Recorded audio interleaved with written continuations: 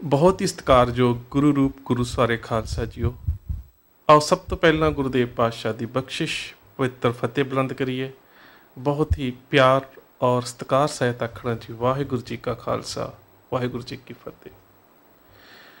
तुहाडे नाल चल रही वार्तालाप की लड़ी दे विच एक बड़ा ही अहम तत्त वरतारा ते घटनाक्रम, एक ऐसी शख्सियत के बारे जिसकी शहादत के बारे असी बहुत घट जानते हाँ। शहादत किवें हुई, कलगीधर पातशाह गुरु गोबिंद सिंह महाराज के नाल की रिश्ता सी ते कलगीधर पातशाह गुरु गोबिंद सिंह महाराज ने उस शहीद नूं की दर्जा दिता। बड़ा अहम ते विलक्षण विषय है। सब तो पहला असी गल करते हैं साहिबजादा। अरबी का एक शब्द है जद। जद का अर्थ है पुश्त, पीढ़ी या फिर उस नस्ल या उस खून के विचों। भाव के जेड़ी साहिब भाव के गुरु साहब की पीढ़ी के नाल या उस पीढ़ी के नाल जुड़े हुए रिश्ते ने साहिबजादे के साहिब की जद दे विचों, भाव के साहिब की कुल दे विचों, साहिब की पीढ़ी के विचों, साहिब की परिवार परंपरा के विचों, या फिर साहिब दे बंसावली नामे दे विच, भाव के साहिबजादे साहिब की जद दे विचों। जद अरबी दे विच इसका अर्थ है कुल, पीढ़ी, परंपरा, जिन्हों असी कह सकते हैं कि एक चल रही परिवारक जिहड़ी कह सकते हो कुर्सीनामा जां पीढ़ी। हुण एक नाम आउंदा है जोरावर सिंह पालत, एक नाम आउंदा है अजीत सिंह पालत। ये दोवें ही मतवन्ने साहिबजादियां दे नाम दे नाल सिख इतिहास दे विच जाने जाते हैं। जिहड़े अजीत सिंह पालत है उस नूं कलगीधर पातशाह गुरु गोबिंद सिंह महाराज की गैर हाज़री दे विच माता सुंदर कौर जी दे वल्लों अडॉप्ट किया गया जां फिर उन्होंने पालिया गया जां पालत साहिबजादे के रूप स्वीकार किया गया। अज असीं गल करांगे पालत जोरावर सिंह, जिसनों पालत साहिबजादा जोरावर सिंह के नाम के नाल भी जानिया जाता है। और फारसी दे विच जिहड़ा जिक्र आउंदा है वह है पिसर ए गुरु गोबिंद सिंह का पुत्र। मौलवी अब्दुल रसूल की लिखे किताब तारीखे मुअज़्ज़म शाही दे विच घटनाक्रम किवें वापरदा है विस्तार नूं जानना बहुत जरूरी है। बस्सी पठाणा पिंड दे वसनीक नत्थू राम तरखान बरादरी दे विचों उपगोत लोटे, उन्हां दा विआह हुंदा है बीबी भिखी दे नाल, जिहड़ी कि भाना जी दी सपुत्री है। ते भाना जी जिहड़े ने वो जमीनी बंदोबस्त दे विच कानूगो ने, जिहड़ा पटवारी तो उपर दा अहुदा है। इसका भाव है कि खांदा पींदा वधिया उन्हां समयां दे विच चंगे आर्थिक म्यार वाला परिवार है। इन्हां दे घर दो पुत्र पहला भी जन्म लेंदे ने ते 1695 ईस्वी दे विच तकरीबन कुछ स्रोतां दे मुताबिक दसंबर 1695 दे विच इन्हां दे घर दे विच एक बेटा एक पुत्र जन्म लैंदा है जिसका नाम जोरावर रखा जाता है। कुछ स्रोत ये भी दसदे ने कि यह परिवार जिहड़ा है पीढ़ी दर पीढ़ी गुरु साहबान दे नाल जां सिख धर्म दे नाल जुड़िया होया सी। वो तो इस गल तो ही स्पष्ट हो जाता है कि जदों बच्चा 5 साल का हुंदा है, भाव 1695 दसंबर दे विच जन्म ते 1700 दे विच ये दोवें जी अपने छोटे पुत्र नूं लैके आनंदपुर साहब जाते हैं। वड्डे पुत्रां दी उम्र दे विच फर्क इन्ना क है कि वो घरेलू कारोबार संभालण जोगे ने जिस तरह पुराने समयां दे विच हुंदा सी। छोटे पुत्र नूं लैके जां ये भी हो सकता है कि वड्डे पुत्र भी नाल होण, क्योंकि किसी स्रोत दे विच ज़्यादा विस्तार दे नाल जिक्र नहीं मिलता। ये परिवार जिहड़ा ये आनंदपुर साहब पहुँचता है कलगीधर पातशाह गुरु गोबिंद सिंह महाराज के चरणों दे विच सन 1700 ईस्वी दे विच। ये वो दिन ने जदों माता जीतो जी अकाल चलाना कर चुके ने, जिन्हां दा अंतिम संस्कार आनंदपुर साहब किया गया और जिसका दिहरा मौजूद है। साहिबजादा फतेह सिंह ते साहिबजादा जोरावर सिंह की उम्र बहुत छोटी है उस वेले। ਸਾਹਿਬ ਅਜੀਤ ਸਿੰਘ ਹੁਣੀ ਸਭ ਤੋਂ ਵੱਡੇ ਨੇ। ਜਦੋਂ ਇਹ ਪਰਿਵਾਰ ਉੱਥੇ ਜਾਂਦਾ ਹੈ ਤੇ ਇਹਨਾਂ ਦਾ ਬੇਟਾ ਜਿਹੜਾ ਜ਼ੋਰਾਵਰ ਹੈ ਉਹ ਸਾਹਿਬਜ਼ਾਦਾ ਜ਼ੋਰਾਵਰ ਦਾ ਤਕਰੀਬਨ ਹਮ ਉਮਰ ਹੈ। ਸਾਹਿਬਜ਼ਾਦਾ ਜ਼ੋਰਾਵਰ ਸਿੰਘ ਦਾ ਥੋੜਾ ਜਿਹਾ ਉਮਰ 'ਚ ਉਹ ਤੋਂ ਵਡੇਰਾ ਹੈ। ਸੋ ਇਹ ਸਾਹਿਬਜ਼ਾਦਿਆਂ ਦੇ ਨਾਲ ਇਹ ਬੱਚਾ ਖੇਡਦਾ ਹੈ ਤੇ ਮਾਤਾ ਗੁਜਰ ਕੌਰ ਜੀ ਜਿਨ੍ਹਾਂ ਦੀ ਆਜੂ ਉਸ ਵੇਲੇ ਕਾਫੀ ਜ਼ਿਆਦਾ ਹੋ ਚੁੱਕੀ ਹੈ, ਉਹ ਛੋਟੇ ਬੱਚਿਆਂ ਦੀ ਸੰਭਾਲ ਵੀ ਕਰਦੇ ਨੇ। ਭਾਵ ਕਿ ਤੁਸੀਂ ਸ਼ਹਾਦਤ ਦੇ ਸਮੇਂ ਤੱਕ ਵੀ ਵੇਖਿਆ ਹੋਵੇਗਾ ਕਿ ਸਾਹਿਬਜ਼ਾਦਾ ਜ਼ੋਰਾਵਰ ਸਿੰਘ ਤੇ ਸਾਹਿਬਜ਼ਾਦਾ ਫਤਿਹ ਸਿੰਘ ਦਾਦੀ ਮਾਂ ਦੇ ਨਾਲ ਹੀ ਹੁੰਦੇ ਨੇ। ਸੋ ਦਾਦੀ ਮਾਂ ਦਾ ਉਹਨਾਂ ਨੇ ਗੋਦ ਦਾ ਨਿੱਘ ਛੋਟੇ ਸਾਹਿਬਜ਼ਾਦਿਆਂ ਨੇ ਮਾਤਾ ਜੀਤੋ ਜੀ ਦੇ ਅਕਾਲ ਚਲਾਣੇ ਤੋਂ ਬਾਅਦ ਸਭ ਤੋਂ ਵੱਧ ਮਾਣਿਆ। ਇਹ ਜਿਹੜੇ ਬੀਬੀ ਭਿੱਖੀ ਜੀ ਨੇ, ਇਹ ਜਦੋਂ ਵੇਖਦੇ ਨੇ ਕਿ ਮੇਰੇ ਬੇਟੇ ਜ਼ੋਰਾਵਰ ਦਾ ਸਾਹਿਬਜ਼ਾਦਿਆਂ ਦੇ ਨਾਲ ਬਹੁਤ ਦਿਲ ਲੱਗਾ ਹੈ ਤੇ ਸਾਹਿਬਜ਼ਾਦੇ ਵੀ ਉਹਦੇ ਨਾਲ ਬਹੁਤ ਪਿਆਰ ਕਰਦੇ ਨੇ ਤੇ ਆਪਣੇ ਪਤੀ ਦੇ ਨਾਲ ਸਲਾਹ ਕਰਦੇ ਨੇ। ਬਹੁਤ ਵੱਡੀ ਗੱਲ ਹੈ, ਆਪਣੇ ਪਤੀ ਦੇ ਨਾਲ ਸਲਾਹ ਕਰਦੇ ਨੇ ਕਿ ਇੱਕ ਤਾਂ ਸਾਡਾ ਬੇਟਾ ਵੀ ਇੱਥੇ ਰਹਿ ਕੇ ਚੰਗੀ ਧਾਰਮਿਕ ਤੇ ਸ਼ਸਤਰ ਵਿੱਦਿਆ ਗ੍ਰਹਿਣ ਕਰੇਗਾ। ਦੂਸਰੀ ਗੱਲ, ਮਾਤਾ ਜੀ ਨੂੰ ਛੋਟੇ ਸਾਹਿਬਜ਼ਾਦਿਆਂ ਦੀ ਸੰਭਾਲ ਕਰਨੀ ਪੈਣੀ ਹੈ ਤੇ ਕਿਉਂ ਨਾ ਹੋਵੇ ਜੇਕਰ ਤੁਸੀਂ ਪਿੰਡ ਜਾ ਕੇ ਕਾਰੋਬਾਰ ਨੂੰ ਸੰਭਾਲ ਲਵੋ ਤੇ ਮੈਂ ਮਾਤਾ ਜੀ ਦੀ ਸੇਵਾ ਦੇ ਵਿੱਚ ਆਪਣੇ ਛੋਟੇ ਬੇਟੇ ਨੂੰ ਲੈ ਕੇ ਰਵਾਂ। ਸੋ ਇਹ ਜਿਹੜਾ ਨੱਥੂ ਰਾਮ ਜੀ ਨੇ, ਇਹ ਤਾਂ ਇਕੱਲੇ ਜਾਂ ਫਿਰ ਜਿਸ ਤਰ੍ਹਾਂ ਮੈਂ ਪਹਿਲਾਂ ਕਹਿ ਕੇ ਹੋ ਸਕਦਾ ਇਹਨਾਂ ਦੇ ਵੱਡੇ ਬੇਟੇ ਵੀ ਨਾਲ ਹੋਣ, ਉਹਨਾਂ ਨੂੰ ਨਾਲ ਲੈ ਕੇ ਵਾਪਸ ਆਪਣੇ ਪਿੰਡ ਬੱਸੀ ਪਠਾਣਾ ਆ ਜਾਂਦੇ ਨੇ। ਤੇ ਇਹਨਾਂ ਦੀ ਧਰਮ ਪਤਨੀ ਬੀਬੀ ਭਿੱਖੀ ਔਰ ਇਹਨਾਂ ਦਾ ਸਭ ਤੋਂ ਛੋਟਾ ਬੇਟਾ ਜ਼ੋਰਾਵਰ, ਉਹ ਕਲਗੀਧਰ ਪਾਤਸ਼ਾਹ ਗੁਰੂ ਗੋਬਿੰਦ ਸਿੰਘ ਮਹਾਰਾਜ ਦੇ ਦਰਬਾਰ ਦੇ ਵਿੱਚ ਰਹਿ ਪੈਂਦੇ ਨੇ ਤੇ ਇਹਨਾਂ ਦੇ ਮਾਤਾ ਜੀ ਮਾਤਾ ਗੁਜਰ ਕੌਰ ਦੀ ਖਿਦਮਤ ਦੇ ਵਿੱਚ ਨੇ।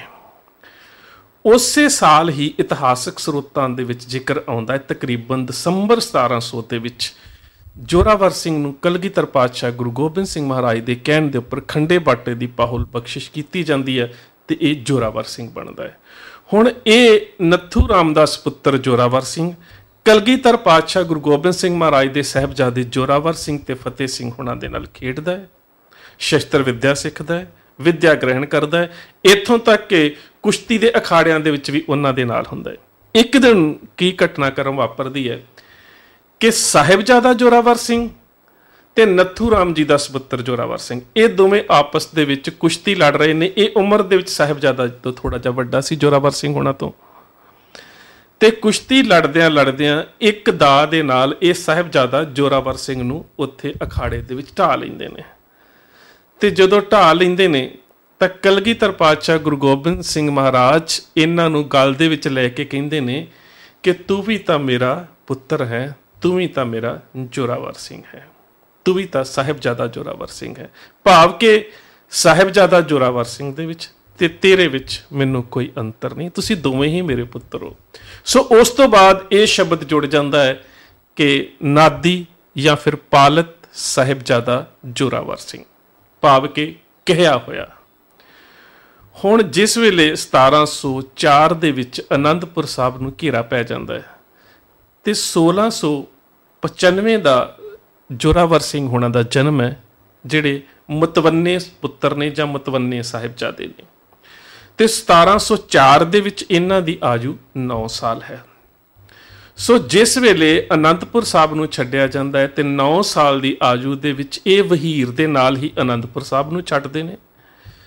ਸਰਸਾ ਦੇ ਕੰਢੇ ਦੇ ਉੱਪਰ ਯੁੱਧ ਹੁੰਦਾ ਹੈ। ਉਸ ਤੋਂ ਬਾਅਦ ਜਿਹੜਾ ਮਲਕਪੁਰ ਰੰਗੜਾਂ ਦੇ ਵਿੱਚ ਯੁੱਧ ਹੁੰਦਾ ਹੈ, ਜਿੱਥੋਂ ਰੋਪੜ ਵਾਲੇ ਪਾਸੇ ਤੋਂ ਆਈ ਫੌਜ ਸਿੰਘਾਂ ਦੇ ਉਸ ਜਥੇ ਦੇ ਉੱਪਰ ਹਮਲਾ ਕਰਦੀ ਹੈ, ਜਿਸ ਦੀ ਅਗਵਾਈ ਬਾਬਾ ਬਚਿੱਤਰ ਸਿੰਘ, ਜਿਹੜੇ ਭਾਈ ਮਨੀ ਸਿੰਘ ਦੇ ਸਪੁੱਤਰ ਨੇ, ਉਹ ਕਰ ਰਹੇ ਨੇ। ਉਹਦੇ ਵਿੱਚ ਭਾਈ ਮਨੀ ਸਿੰਘ ਦੇ ਸਪੁੱਤਰ ਬਾਬਾ ਬਚਿੱਤਰ ਸਿੰਘ ਜੀ ਜ਼ਖਮੀ ਹੁੰਦੇ ਨੇ। ਕਲਗੀਧਰ ਪਾਤਸ਼ਾਹ ਗੁਰੂ ਗੋਬਿੰਦ ਸਿੰਘ ਮਹਾਰਾਜ, ਵੱਡੇ ਸਾਹਿਬਜ਼ਾਦੇ ਸਾਹਿਬ ਅਜੀਤ ਸਿੰਘ ਜੀ ਤੇ ਸਾਹਿਬ ਜੁਝਾਰ ਸਿੰਘ ਜੀ ਤੇ ਕੁਝ ਹੋਰ ਸਿੰਘ ਜਿਹੜੇ ਨੇ, ਉਹ ਕੋਟਲਾ ਨਿਹੰਗ ਖਾਨ ਦੇ ਘਰ ਦੇ ਵਿੱਚ, ਉਸ ਦੀ ਹਵੇਲੀ ਦੇ ਵਿੱਚ ਪਹੁੰਚ ਜਾਂਦੇ ਨੇ। ਹੁਣ ਇੱਥੇ ਦੋ ਗੱਲਾਂ ਨੇ।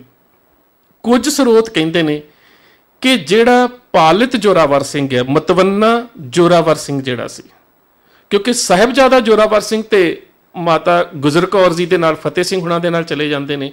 ਪਰ ਇਹ ਜਿਹੜਾ ਨੱਥੂ ਰਾਮਦਾਸ ਪੁੱਤਰ ਹੈ, ਜਿਸ ਨੂੰ ਕਲਗੀਧਰ ਪਾਤਸ਼ਾਹ ਗੁਰੂ ਗੋਬਿੰਦ ਸਿੰਘ ਮਹਾਰਾਜ ਨੇ ਪਾਲਤ ਜੋਰਾਵਰ ਸਿੰਘ ਸਾਹਿਬਜ਼ਾਦਾ ਦਾ ਨਾਮ ਦਿੱਤਾ ਹੈ, ਦੋ ਸਾਡੇ ਕੋਲ ਵੱਖ-ਵੱਖ ਸਰੋਤ ਨੇ। ਇੱਕ ਸਰੋਤ ਕਹਿੰਦਾ ਹੈ ਕਿ ਇਹ ਭਾਈ ਬਚਿੱਤਰ ਸਿੰਘ ਵਾਲੇ ਜਥੇ ਦੇ ਵਿੱਚ ਸਨ, ਤੇ ਜਦੋਂ ਇਹ ਜ਼ਖਮੀ ਹੋ ਗਏ ਤੇ ਇਹਨਾਂ ਦੇ ਜ਼ਖਮੀ ਹੋਣ ਦੀ ਖਬਰ ਗੁਰੂ ਗੋਬਿੰਦ ਸਿੰਘ ਮਹਾਰਾਜ ਨੂੰ ਨਿਹੰਗ ਖਾਨ ਦੀ ਹਵੇਲੀ ਦੇ ਵਿੱਚ ਮਿਲੀ, ਤਾਂ ਉਸ ਵੇਲੇ ਸਾਹਿਬ ਅਜੀਤ ਸਿੰਘ ਤੇ ਸਰਦਾਰ ਬੁੱਢਾ ਸਿੰਘ ਨੇ ਇਹਨਾਂ ਨੂੰ ਜ਼ਖਮੀ ਹਾਲਤ ਦੇ ਵਿੱਚ ਬਾਬਾ ਬਚਿੱਤਰ ਸਿੰਘ ਦੇ ਨਾਲ ਚੁੱਕ ਕੇ ਲਿਆਂਦਾ। ਵੈਸੇ ਕਾਫੀ ਹੱਦ ਤੱਕ ਇਹ ਗੱਲ ਸਹੀ ਵੀ ਲੱਗਦੀ ਹੈ। ਖੈਰ, ਇਹ 7 ਪੋਹ ਦਾ ਦਿਨ ਹੈ। 7 ਪੋਹ ਦੀ ਰਾਤ ਨੂੰ ਕਲਗੀਧਰ ਪਾਤਸ਼ਾਹ ਗੁਰੂ ਗੋਬਿੰਦ ਸਿੰਘ ਤੇ ਆਪਣੇ ਬਾਕੀ ਦੇ ਸਿੰਘ ਜਿਹੜੇ ਤੇ 2 ਵੱਡੇ ਸਾਹਿਬਜ਼ਾਦੇ ਤੇ ਇੱਕ ਇਹ ਪਾਲਿਤ ਜੋਰਾਵਰ ਸਿੰਘ, ਇਹਨੂੰ ਲੈ ਕੇ ਜਾਂਦੇ ਨੇ ਚਮਕੌਰ ਵਾਲੇ ਪਾਸੇ। ਚਮਕੌਰ ਦੀ ਗੜੀ ਦੇ ਵਿੱਚ 7 ਪੋਹ ਦੀ ਰਾਤ ਨੂੰ ਪਹੁੰਚਦੇ ਨੇ। ਘੇਰਾ ਜਿਹੜਾ ਉਹ ਦਿਨ ਚੜ੍ਹਦਿਆਂ ਹੀ ਪੈ ਜਾਂਦਾ ਹੈ। ਨਾਹਰ ਖਾਨ ਉਸ ਘੇਰੇ ਦੀ ਅਗਵਾਈ ਕਰਦਾ ਹੈ, ਜਿਸ ਦਾ ਜ਼ਿਕਰ ਸਾਹਿਬ ਸ੍ਰੀ ਗੁਰੂ ਗੋਬਿੰਦ ਸਿੰਘ ਮਹਾਰਾਜ ਨੇ ਜ਼ਫਰਨਾਮੇ ਦੇ ਵਿੱਚ ਵੀ ਕੀਤਾ ਹੋਇਆ। ਚੁਦੀਦਮ ਬਾ ਨਾਹਰ ਬਾ ਆਮਦ ਬਾ ਜ਼ੰਗ ਚਸ਼ੀਦੇ ਯਕੇ ਤੀਰ ਮਨ ਬੇਦਰੰਗ। ਸਾਰਾ ਦਿਨ ਮੈਦਾਨੇ ਜੰਗ ਦੇ ਵਿੱਚ ਸਿੰਘਾਂ ਨੂੰ ਜੂਝਣਾ ਪੈਂਦਾ ਹੈ। ਸਾਹਿਬਜ਼ਾਦੇ ਸ਼ਹਾਦਤ ਪ੍ਰਾਪਤ ਕਰ ਜਾਂਦੇ ਨੇ।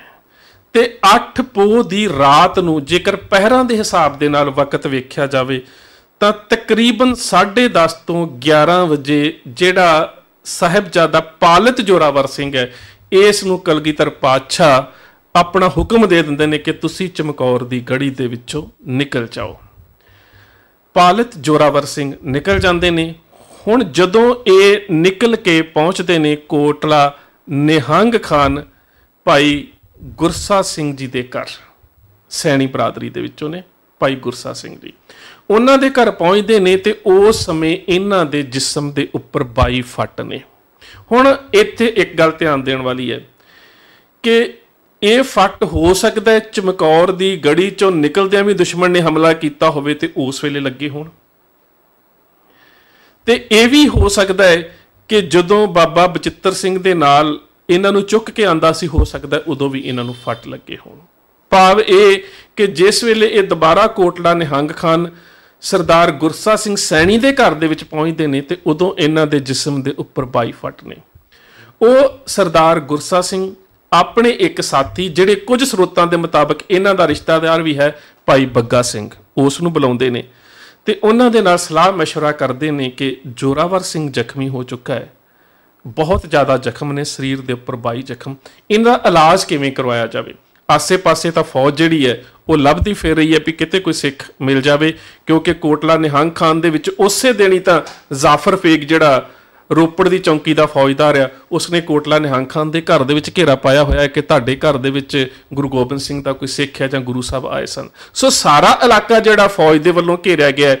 ਫਿਰ ਇਹ ਸਰਦਾਰ ਗੁਰਸਾ ਸਿੰਘ ਤੇ ਬੱਗਾ ਸਿੰਘ ਕੀ ਕਰਦੇ ਨੇ, ਇਹ ਇੱਕ ਰੇੜੇ ਦੇ ਵਿੱਚ ਥੱਲੇ ਲੱਕੜਾਂ ਰੱਖਦੇ ਨੇ, ਵਿਚਕਾਰ ਉਸ ਨੂੰ ਲਟਾਉਂਦੇ ਨੇ ਜ਼ਖਮੀ ਹੋਏ ਪਾਲਿਤ ਜੋਰਾਵਰ ਸਿੰਘ ਨੂੰ, ਉੱਪਰ ਫਿਰ ਲੱਕੜਾਂ ਰੱਖ ਕੇ ਤੇ ਇਹ ਉਸ ਨੂੰ ਲੈ ਕੇ ਪਹੁੰਚਦੇ ਨੇ ਬਡਹੇੜੀ ਪਿੰਡ ਦੇ ਵਿੱਚ। ਬਡਹੇੜੀ ਪਿੰਡ ਦੇ ਵਿੱਚ ਰਹਿੰਦੀ ਹੈ ਮਾਈ ਪੂਪਾਂ। ਮਾਈ ਪੂਪਾਂ ਗੁਰੂ ਘਰ ਦੀ ਸ਼ਰਧਾਲੂ ਸੀ ਤੇ ਹਰ ਸਾਲ ਕਲਗੀਧਰ ਪਾਤਸ਼ਾਹ ਗੁਰੂ ਗੋਬਿੰਦ ਸਿੰਘ ਮਹਾਰਾਜ ਦੇ ਵਾਸਤੇ ਹੱਥੀਂ ਕੱਤ ਕੇ ਖੱਦਰ ਦੀਆਂ ਚਾਦਰਾਂ ਜਾਂ ਫਿਰ ਬਸਤਰ ਭੇਜਿਆ ਕਰਦੀ ਸੀ। ਪਰ ਉਹਦੀ ਇੱਕ ਖੂਬੀ ਸੀ ਕਿ ਉਹਦਾ ਘਰ ਵਾਲਾ ਪਹਿਲਾਂ ਹਿਕਮਤ ਦੇ ਵਿੱਚ ਮਾਹਰ ਸੀ। ਉਹਦੀ ਮੌਤ ਤੋਂ ਬਾਅਦ ਸਾਰੀ ਹਿਕਮਤ ਜਿਹੜੀ ਇਹ ਸਿੱਖ ਚੁੱਕੀ ਸੀ ਤੇ ਇਲਾਕੇ ਦੇ ਵਿੱਚ ਇਹ ਹਿਕਮਤ ਦੇ ਵਿੱਚ ਇਲਾਜ ਕਰਨ ਦੇ ਵਿੱਚ ਬਿਮਾਰੀਆਂ ਦਾ ਬਹੁਤ ਜ਼ਿਆਦਾ ਮਸ਼ਹੂਰ ਸੀ। ਹਕੀਮ ਤੋਂ ਬਾਅਦ ਜਿਹੜਾ ਸ਼ਬਦ ਹਿਕਮਤ ਆ ਜਾਂਦਾ, ਇਲਾਜ ਕਰਨਾ, ਕਹਿ ਸਕਦੇ ਹੋ ਕਿ ਇਹ ਬੀਬੀ ਉਸ ਸਮੇਂ ਇੱਕ ਡਾਕਟਰ ਸੀ। ਸੋ ਇਹਦੇ ਕੋਲ ਸਰਦਾਰ ਜੋਰਾਵਰ ਸਿੰਘ ਨੂੰ ਛੱਡਿਆ ਜਾਂਦਾ ਹੈ। ਜੋਰਾਵਰ ਸਿੰਘ ਜਿਹੜੇ ਨੇ ਉਹਨਾਂ ਦਾ ਇਲਾਜ ਬੀਬੀ ਪੂਪਾਂ ਦੇ ਗ੍ਰਹਿ ਵਿਖੇ ਬਡਹੇੜੀ ਪਿੰਡ ਦੇ ਵਿੱਚ ਹੁੰਦਾ ਹੈ। ਜਦੋਂ ਇਹ ਬਿਲਕੁਲ ਤੰਦਰੁਸਤ ਹੁੰਦੇ ਨੇ ਤੇ ਉਸ ਤੋਂ ਬਾਅਦ ਇਹ ਉਗਾਣੀ ਪਿੰਡ ਦੇ ਵਿੱਚ ਭਜਨ ਦਾਸ ਉਦਾਸੀ ਦੇ ਡੇਰੇ ਉੱਪਰ ਆ ਜਾਂਦੇ ਨੇ। ਬੇਸ਼ੱਕ ਅੰਮ੍ਰਿਤਧਾਰੀ ਨੇ, ਮੈਂ ਪਹਿਲਾਂ ਦੱਸਿਆ ਕਿ ਦਸੰਬਰ 1700 ਦੇ ਵਿੱਚ ਇਹ ਖੰਡੇ ਬਾਟੇ ਦੀ ਪਾਹੁਲ ਛਕ ਚੁੱਕੇ ਨੇ, ਜੋਰਾਵਰ ਤੋਂ ਜੋਰਾਵਰ ਸਿੰਘ ਬਣ ਚੁੱਕੇ ਨੇ, ਪਰ ਹਾਲਾਤ ਉਦੋਂ ਇਸ ਤਰ੍ਹਾਂ ਦੇ ਨੇ ਕਿ ਇਹ ਉਸ ਸਮੇਂ ਉਦਾਸੀਆਂ ਦੇ ਡੇਰੇ ਦੇ ਵਿੱਚ ਆਪਣਾ ਕੁਝ ਸਮਾਂ ਜਿਹੜਾ ਬਤੀਤ ਕਰਦੇ ਨੇ। ਉਸ ਤੋਂ ਬਾਅਦ ਜਦੋਂ ਹਾਲਾਤ ਥੋੜੇ ਜਿਹੇ ਸਾਜ਼ਗਾਰ ਹੁੰਦੇ ਨੇ, ਜਦੋਂ ਕਲਗੀਧਰ ਪਾਤਸ਼ਾਹ ਗੁਰੂ ਗੋਬਿੰਦ ਸਿੰਘ ਮਹਾਰਾਜ ਤਲਵੰਡੀ ਸਾਬੋ ਪਹੁੰਚ ਚੁੱਕੇ ਨੇ ਤੇ ਇੱਧਰ ਦੀ ਹਕੂਮਤ ਸਮਝਦੀ ਹੈ ਕਿ ਉਹ ਸਾਡੇ ਇਲਾਕੇ 'ਚੋਂ ਪਹੁੰਚ ਕੇ ਦੂਜੇ ਸੂਬੇ ਦੇ ਵਿੱਚ ਜਾ ਚੁੱਕੇ ਨੇ, थोड़े जे हालात जदों साजगार हुंदे ने तां उस वेले ये अपने पिंड फिर बस्सी पठाणा आ जांदे ने। बस्सी पठाणा आके फिर ਜਿਹੜੇ बस्सी पठाणा ਦੇ लोग, क्योंकि आप ਨੂੰ याद होएगा कि इत्थों ਦਾ ही ਜਿਹੜਾ ब्राह्मण ਸੀਗਾ ਜਿਹੜਾ आनंदपुर साहब ਗਿਆ ਸੀ कि मेरी बेटी ਨੂੰ पठान लै गया ਤੇ साहिब अजीत सिंह ने ਇੱਥੇ ਆ ਕੇ ਉਸ पठान ਨੂੰ सज़ा ਦਿੱਤੀ ਸੀ ਤੇ ਉਸ ਬੱਚੀ ਦੀ ਇੱਜ਼ਤ ਬਚਾਈ ਸੀ। ਕਹਿਣ ਤੋਂ ਭਾਵ ਕਿ ਬੱਸੀ ਪਠਾਣਾ ਦੇ ਬਹੁਤ ਸਾਰੇ ਪਰਿਵਾਰ ਗੁਰੂ ਘਰ ਦੇ ਸ਼ਰਧਾਲੂ ਨੇ ਔਰ ਇਸ ਪਿੰਡ ਦੇ ਵਿੱਚ ਪਹੁੰਚ ਕੇ ਇਹਨੂੰ ਪਤਾ ਲੱਗ ਜਾਂਦਾ ਹੈ ਸਰਦਾਰ ਜ਼ੋਰਾਵਰ ਸਿੰਘ ਨੂੰ ਕਿ ਕਲਗੀਧਰ ਪਾਤਸ਼ਾਹ ਗੁਰੂ ਗੋਬਿੰਦ ਸਿੰਘ ਮਹਾਰਾਜ ਚਮਕੌਰ ਦੀ ਗੜੀ ਦੇ ਵਿੱਚੋਂ ਸਹੀ ਸਲਾਮਤ ਨਿਕਲ ਕੇ ਕਿਸੇ ਹੋਰ ਇਲਾਕੇ 'ਚ ਚਲੇ ਗਏ ਨੇ। ਇਹ ਵੀ ਪਤਾ ਲੱਗ ਜਾਂਦਾ ਹੈ ਕਿ ਗੁਰੂ ਸਾਹਿਬ ਕੇ ਮਹਿਲ ਮਾਤਾ ਸੁੰਦਰ ਕੌਰ ਜੀ ਤੇ ਮਾਤਾ ਸਾਹਿਬ ਦੇਵਾਂ ਜੀ ਉਹ ਦਿੱਲੀ ਦੇ ਵਿੱਚ ਨੇ। ਇਹਦੇ ਕੋਲ ਇਹ ਕੋਈ ਖਬਰ ਨਹੀਂ ਕਿ ਗੁਰੂ ਸਾਹਿਬ ਕਿੱਥੇ ਨੇ, ਪਰ ਇਹ ਪਤਾ ਲੱਗ ਜਾਂਦਾ ਹੈ ਕਿ ਗੁਰੂ ਕੇ ਮਹਿਲ ਮਾਤਾ ਜੀ ਉਹ ਦਿੱਲੀ ਨੇ। ਇਹ ਦਿੱਲੀ ਚਲਾ ਜਾਂਦਾ ਉਹਨਾਂ ਦੇ ਕੋਲ। ਹੁਣ ਵੇਖੋ ਕਿ ਆਜੂ ਉਸ ਸਮੇਂ ਕਿੰਨੀ ਛੋਟੀ ਹੈ, ਤਕਰੀਬਨ ਕੋਈ 10 ਸਾਲ ਦੀ ਉਮਰ, 10-11 ਸਾਲ ਦੀ ਉਮਰ। ਉਸ ਤੋਂ ਬਾਅਦ ਦਿੱਲੀ ਤੋਂ ਇਹ ਜਦੋਂ ਗੁਰੂ ਕੇ ਮਹਿਲ ਤਲਵੰਡੀ ਸਾਬੋ ਆਉਂਦੇ ਨੇ ਤੇ ਇਹ ਉਹਨਾਂ ਦੇ ਨਾਲ ਹੀ ਤਲਵੰਡੀ ਸਾਬੋ ਆ ਜਾਂਦਾ ਹੈ। ਤਲਵੰਡੀ ਸਾਬੋ ਇਹ ਕਲਗੀਧਰ ਪਾਤਸ਼ਾਹ ਗੁਰੂ ਗੋਬਿੰਦ ਸਿੰਘ ਮਹਾਰਾਜ ਦੇ ਕੋਲ ਕੁਝ ਸਮਾਂ ਰਹਿੰਦਾ ਹੈ। ਉਸ ਤੋਂ ਬਾਅਦ ਗੁਰੂ ਸਾਹਿਬ ਇਸ ਨੂੰ ਬੋਪਾ ਰਾਏ ਪਿੰਡ ਭੇਜ ਦਿੰਦੇ ਨੇ ਸਿੱਖੀ ਦੇ ਪ੍ਰਚਾਰ ਦੇ ਵਾਸਤੇ। ਉਹ ਆਜੂ ਬਹੁਤ ਛੋਟੀ ਹੈ ਜੇ। ਉਸ ਤੋਂ ਬਾਅਦ ਇਸ ਨੂੰ ਇਹ ਪਤਾ ਲੱਗਦਾ ਉੱਥੇ ਹੀ ਕਿ ਗੁਰੂ ਸਾਹਿਬ ਨੇ ਦੱਖਣ ਦੀ ਤਿਆਰੀ ਕੀਤੀ ਹੈ। ਆਜੂ ਛੋਟੀ ਹੈ, ਘੋੜਾ ਲੈਂਦਾ ਹੈ, ਘੋੜੇ ਤੇ ਸਵਾਰ ਹੁੰਦਾ ਹੈ ਤੇ ਪਤਾ ਕਰਦਾ ਕਿ ਗੁਰੂ ਸਾਹਿਬ ਕਿਸ ਰਸਤੇ ਦੱਖਣ ਦੇ ਪਾਸੇ ਨੂੰ ਜਾ ਰਹੇ ਨੇ ਤੇ ਇਹ ਗੁਰੂ ਸਾਹਿਬ ਨੂੰ ਇਤਮਾਦਪੁਰ ਦੇ ਲਾਗੇ ਜਾ ਕੇ ਫਿਰ ਮਿਲ ਪੈਂਦਾ ਹੈ। ਬੜਾ ਪਿਆਰ ਕਰਦੇ ਨੇ ਗੁਰੂ ਸਾਹਿਬ, ਬੁੱਕਲ ਦੇ ਵਿੱਚ ਲੈ ਕੇ, ਜੱਫੀ ਦੇ ਵਿੱਚ ਲੈ ਕੇ ਬੜਾ ਪਿਆਰ ਕਰਦੇ ਨੇ। ਮਿਲਾਪ ਹੋਇਆ। ਇਹ ਹੁਣ ਤਕਰੀਬਨ ਤੁਸੀਂ ਵੇਖ ਲਓ ਕਿ ਇਹ ਜਿਹੜੀ ਗੱਲ ਹੈ ਇਹ 1708 ਦੀ ਹੈ ਤੇ 1695 ਦਾ ਇਸ ਦਾ ਜਨਮ ਹੈ। ਉਸ ਵੇਲੇ ਇਸ ਦੀ ਆਯੂ 13 ਸਾਲ ਹੈ। ਗੁਰੂ ਸਾਹਿਬ ਨੂੰ ਮਿਲਦੇ ਨੇ। ਸੋ ਜਦੋਂ ਇਹ ਸਾਰਾ ਕਾਫਲਾ ਸਮੇਤ ਭਾਈ ਮਾਨ ਸਿੰਘ ਹੁਣਾਂ ਦੇ, ਦਇਆ ਸਿੰਘ ਹੁਣਾਂ ਦੇ, ਰਾਮ ਸਿੰਘ ਹੁਣਾਂ ਦੇ, ਸਰਦਾਰ ਦਇਆ ਸਿੰਘ ਪ੍ਰੋਹਿਤ, ਉਸ ਤੋਂ ਬਾਅਦ ਕਈ ਹੋਰ ਪਰਿਵਾਰ ਜਿਹੜੇ ਮਾਲਵੇ ਦੇ ਇਲਾਕੇ 'ਚੋਂ ਜਿਹੜੇ ਸਰਦਾਰ ਗੁਰੂ ਸਾਹਿਬ ਦੇ ਨਾਲ ਦੱਖਣ ਵਾਲੇ ਪਾਸੇ ਜਾ ਰਹੇ ਨੇ, ਚਿਤੌੜਗੜ੍ਹ ਦੇ ਕੋਲ ਰਾਜਸਥਾਨ ਦੇ ਵਿੱਚ, ਰਾਜਪੂਤਾਨੇ ਦੇ ਵਿੱਚ ਚਿਤੌੜਗੜ੍ਹ ਦੇ ਕੋਲ ਜਿਹੜੇ ਨੇ ਇਹਨਾਂ ਦਾ ਉੱਥੇ ਬਾਹਰ ਕਹਿ ਸਕਦੇ ਹੋ ਕਿ ਟੈਂਟ ਲੱਗਾ ਹੈ, ਸ਼ਮਿਆਨਾ ਲੱਗਾ ਹੈ ਜਿੱਥੇ ਇਹਨਾਂ ਨੇ ਪੜਾਅ ਕੀਤਾ ਹੋਇਆ ਹੈ। ਤੇ ਇਹ ਸਰਦਾਰ ਜ਼ੋਰਾਵਰ ਸਿੰਘ ਕਲਗੀਧਰ ਪਾਤਸ਼ਾਹ ਗੁਰੂ ਗੋਬਿੰਦ ਸਿੰਘ ਮਹਾਰਾਜ ਦਾ ਪਾਲਿਤ ਜਾਂ ਮੁਤਵੰਨਾ ਸਾਹਿਬਜ਼ਾਦਾ। ਕੁਝ ਸਾਥੀਆਂ ਨੂੰ ਲੈ ਕੇ, ਕੁਝ ਸਰੋਤਾਂ ਦੇ ਮੁਤਾਬਕ ਬਾਬਾ ਮਾਨ ਸਿੰਘ ਨਿਸ਼ਾਨਚੀ ਵੀ ਇਹਨਾਂ ਦੇ ਨਾਲ ਸਨ। ਕੁਝ ਸਾਥੀਆਂ ਨੂੰ ਲੈ ਕੇ ਚਿਤੌੜਗੜ੍ਹ ਦੇ ਕਿਲੇ ਨੂੰ ਵੇਖਣ ਦੀ 13 ਸਾਲ ਦੀ ਆਜੂ ਸੀ, ਵੇਖਣ ਦੀ ਚੇਸ਼ਟਾ ਦੇ ਨਾਲ ਜਾਂ ਆਸ ਦੇ ਨਾਲ ਕਿਲੇ ਦੇ ਅੰਦਰ ਜਾਂਦਾ ਹੈ ਤੇ ਕਿਲੇ ਦੇ ਪਹਿਰੇਦਾਰ ਅੰਦਰ ਨਹੀਂ ਜਾਣ ਦਿੰਦੇ। ਉਹਦਾ ਇੱਕ ਕਾਰਨ ਹੈ ਕਿ ਜਦੋਂ ਦਾ ਚਿਤੌੜਗੜ੍ਹ ਕਿਲਾ ਭਾਰਤ ਦੇ ਬਾਦਸ਼ਾਹ ਅਕਬਰ ਦੇ ਅਧੀਨ ਆ ਗਿਆ ਸੀ ਤੇ ਉਸ ਤੋਂ ਬਾਅਦ ਇਹਦੇ ਵਿੱਚ ਗੈਰ ਮੁਸਲਮਾਨਾਂ ਦਾ ਦਾਖਲਾ ਬੰਦ ਕੀਤਾ ਗਿਆ ਸੀ।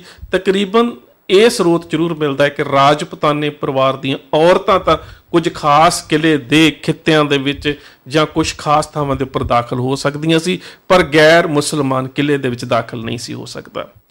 ਇਹ ਵੀ ਸਰੋਤਾਂ ਦੇ ਵਿੱਚ ਜ਼ਿਕਰ ਮਿਲਦਾ ਹੈ ਕਿ ਇਸ ਸਰਦਾਰ ਜ਼ੋਰਾਵਰ ਸਿੰਘ ਪਾਲਿਤ ਸਾਹਿਬਜ਼ਾਦਾ ਦੇ ਵੱਲੋਂ ਕਿਲੇ ਦੇ ਜਿਹੜੇ ਅਹਿਲਕਾਰ ਸੀ ਜਾਂ ਜਿਹੜੇ ਦਰਬਾਰੀ ਸੀ ਉਹਨਾਂ ਨੂੰ ਇਹ ਗੱਲ ਦੱਸੀ ਗਈ ਕਿ ਅਸੀਂ ਬੇਸ਼ੱਕ ਗੈਰ ਮੁਸਲਮਾਨ ਹਾਂ, ਪਰ ਅਸੀਂ ਹਿੰਦੂ ਨਹੀਂ ਜਿਨ੍ਹਾਂ ਦਾ ਦਾਖਲਾ ਬੰਦ ਕੀਤਾ ਗਿਆ, ਅਸੀਂ ਸਿੱਖ ਹਾਂ। ਪਰ ਇਹ ਵੀ ਜ਼ਿਕਰ ਮਿਲਦਾ ਕਿ ਜਦੋਂ ਇਹਨੇ ਸਿੱਖੀ ਦੀ ਗੱਲ ਕੀਤੀ ਤੇ ਉਹਨਾਂ ਨੇ ਜਿਹੜੇ ਦਰਬਾਨ ਖੜੇ ਹੋਏ ਸੀ ਉਹਨਾਂ ਨੇ ਗੁਰੂ ਸਾਹਿਬਾਨ ਦੇ ਬਾਰੇ ਅਪਸ਼ਬਦ ਬੋਲੇ ਤੇ ਜਦੋਂ ਗੁਰੂ ਸਾਹਿਬਾਨ ਦੇ ਬਾਰੇ ਅਪਸ਼ਬਦ ਬੋਲੇ ਤੇ ਇਸ ਸਾਹਿਬ ਜ਼ੋਰਾਵਰ ਸਿੰਘ ਦੇ ਕੋਲੋਂ ਉਹ ਸ਼ਬਦ ਬਰਦਾਸ਼ਤ ਨਾ ਹੋਏ। 13 ਸਾਲ ਦੀ ਆਜੂ ਦੇ ਵਿੱਚ ਸ਼ਮਸ਼ੀਰ ਨੂੰ ਬੇਮਿਆਨ ਕਰ ਲਿਆ ਤੇ ਉੱਥੇ ਮੈਦਾਨੇ ਜੰਗ ਦੇ ਵਿੱਚ ਬਦਲ ਦਿੱਤਾ। ਉਸ ਚਿਤੌੜਗੜ੍ਹ ਦੇ ਦਰਵਾਜ਼ੇ ਤੇ ਬਾਹਰਲੀ ਜਗ੍ਹਾ ਨੂੰ, ਭਾਵ ਕਿ ਉਹਨਾਂ ਦਰਬਾਨਾਂ ਦੇ ਨਾਲ, ਪਹਿਰੇਦਾਰਾਂ ਦੇ ਨਾਲ ਮੈਦਾਨੇ ਜੰਗ ਵਾਂਗੂ ਮਿੱਥ ਕੇ ਜਿਹੜੀ ਜੰਗ ਆ ਉਹ ਸ਼ੁਰੂ ਕਰ ਦਿੱਤੀ। ਉਹਦੇ ਵਿੱਚ ਕੀ ਵਾਪਰਿਆ ਇਸ ਦਾ ਜ਼ਿਕਰ ਹਿਜਰੀ 1120 ਦੇ ਵਿੱਚ ਤਾਰੀਖੇ ਮੁਅੱਜ਼ਮ ਸ਼ਾਹੀ ਜਿਹੜੀ ਮੌਲਾਨਾ ਅਬਦੁਲ ਰਸੂਲ ਦੀ ਲਿਖੀ ਹੋਈ ਹੈ ਉਹਦੇ ਵਿੱਚ ਜਿਹੜੇ ਕੁਝ ਅੰਸ਼ ਮੈਂ ਤੁਹਾਡੇ ਨਾਲ ਸਾਂਝੇ ਕਰਦਾ। ਮੂਲ ਸਰੋਤ ਫਾਰਸੀ ਦਾ ਹੋਣ ਕਰਕੇ ਹੋ ਸਕਦਾ ਮੇਰੇ ਉਚਾਰਨ ਦੇ ਵਿੱਚ ਜਾਂ ਅਰਥਾਂ ਦੇ ਵਿੱਚ ਇੱਕ ਅੱਧੀ ਗਲਤੀ ਰਹਿ ਜਾਵੇ। ਸੰਗਤ ਬਖਸ਼ਣਯੋਗ ਵੀ ਹੈ ਤੇ ਸੁਧਾਰਨਯੋਗ ਵੀ ਹੈ। ਜਿਹੜੇ ਹੋਰ ਵੀਰਾਂ ਦੇ ਕੋਲ ਇਹ ਸਰੋਤ ਹੋਵੇਗਾ ਪੜ੍ਹ ਕੇ ਉਹਦੇ ਵਿੱਚ ਹੋਰ ਸੁਧਾਰ ਵੀ ਕਰ ਸਕਦੇ ਨੇ। ਸੋ ਉਹਦੇ ਵਿੱਚ ਜ਼ਿਕਰ ਆਉਂਦਾ ਹਿਜਰੀ 1120, ਤਾਰੀਖ ਮੁਅਜ਼ਮ ਸ਼ਾਹੀ, ਕ੍ਰਿਤ ਮੌਲਾਨਾ ਅਬਦੁਲ ਰਸੂਲ, ਪਿਸਰੇ ਗੁਰੂ ਗੋਬਿੰਦ ਸਿੰਘ ਚੋਂ ਜ਼ੇਰ ਤੁੰਗ ਬਾ ਸੈਫ ਮਗਜ਼ ਸ਼ਿਕਨ। ਗੁਰੂ ਗੋਬਿੰਦ ਸਿੰਘ ਦੇ ਪੁੱਤਰ ਨੇ ਆਪਣੀ ਉਹ ਤਲਵਾਰ ਮਿਆਨ ਦੇ ਵਿੱਚੋਂ ਕੱਢੀ ਜਿਸ ਦੇ ਨਾਲ ਸ਼ੇਰ ਦਾ ਵੀ ਮਗਜ਼ ਪਾੜਿਆ ਜਾ ਸਕਦਾ ਹੈ। ਇਹ ਉਹਦੀ ਤਲਵਾਰ ਦੀ ਤਾਰੀਫ ਹੈ, ਇਸਲਾਮੀ ਇਤਿਹਾਸਕਾਰ ਲਿਖਦੇ ਨੇ। ਮਹਿੰਦ ਤਨੇ ਚੰਦਰਾ ਮਨਿੰਦ ਦਮ ਸ਼ਾਦਾਨ ਖੁਦਬਾਰ ਬਿਸਤਰ।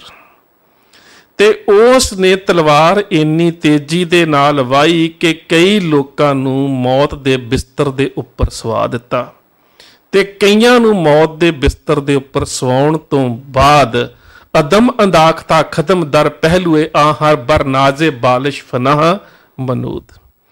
ਤੇ ਉਸ ਤੋਂ ਬਾਅਦ ਉਹ ਬਹਾਦਰੀ ਦੇ ਨਾਲ ਲੜਦਾ ਹੋਇਆ ਗੁਰੂ ਗੋਬਿੰਦ ਸਿੰਘ ਦਾ ਪੁੱਤ ਮੌਤ ਦੀ, ਮਲਕਾ ਮੌਤ ਲਿਖਿਆ, ਮੌਤ ਰਾਣੀ ਦੀ ਆਗੋਸ਼ ਦੇ ਵਿੱਚ ਹਮੇਸ਼ਾ ਦੇ ਵਾਸਤੇ ਸਰਾਣਾ ਲੈ ਕੇ, ਤੇਗ ਦਾ ਸਰਾਣਾ ਲੈ ਕੇ ਸੌਂ ਗਿਆ।